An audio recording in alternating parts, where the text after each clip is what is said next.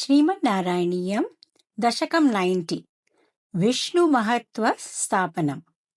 वृकभृगुमुनिमोहिन्यम्बरीशादिवृत्तेषु आयितव हि महत्त्वं सर्वशर्वादिजैत्रम्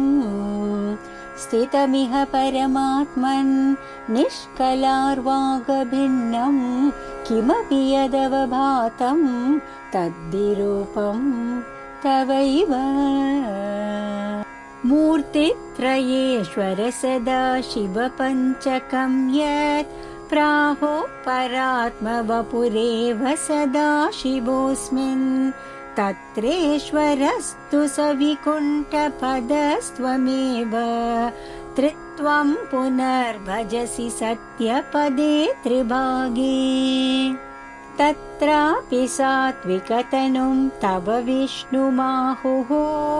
दाता तु सत्त्वविरलो रजसैव पूर्णः सत्त्वोत्कटत्वमपि चास्ति तमो विकार चेष्टादिकं च तव शङ्करनाम्नि मूर्तौ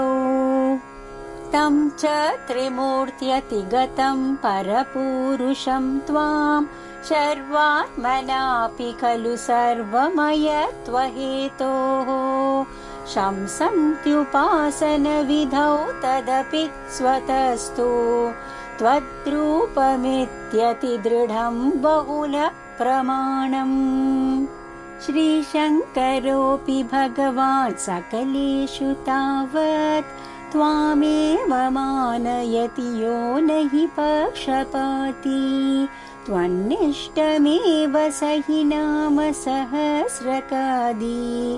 व्याख्यद्भवत्स्तुतिपरश्च गतिं गतोऽन्ते मूर्तित्रयातिगमुवाच च मन्त्रशास्त्र स्यादौ कलाय सुषमं सकलेश्वरं त्वां ध्यानं च निष्कलमसौ प्रणवे खलुक्त्वा त्वामेव तत्र सकलं निजगादनान्यम् समस्तसारे च पुराणसङ्ग्रहे विसंशयं त्वन्महिमैव वर्ण्यते त्रिमूर्तियुक्तसत्यपदत्रिभागतः परं पदं ते कथितं न शूलिनः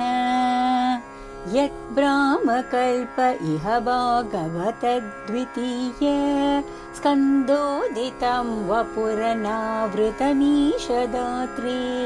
तस्यैव नाम हरिशर्वमुखं जगाद श्रीमाधव शिवपरोऽपि पुराणसारे ये स्वप्रकृत्यनुगुणा गिरिशं भजन्ते तेषां फलं हि दृढयैव तदीयभक्त्या व्यासो हि तेन कृतवानधिकारी हेतोः स्कान्दादिकेषु तव हानिवचोऽर्थवादैः भूतार्थकीर्तिरनुवादविरुद्धवादौ त्रेदार्थवादगतय खलु रोचनार्ताः स्कान्दादिकेषु बहवोऽत्र विरुद्धवादाः त्वत्तामसत्वपरिभूत्युपशिक्षणाद्याः यत्किञ्चिदप्यविदुषापि विभो मयोक्तं तन्मन्त्रशास्त्रवचनाद्यभिदृष्टमेव व्यासोक्तिसारमय भागवतोपगीत क्लेशान् विदूय कुरु भक्तिपरं परात्मन् नारायण अखिलगुरो भगवान् नमस्ते।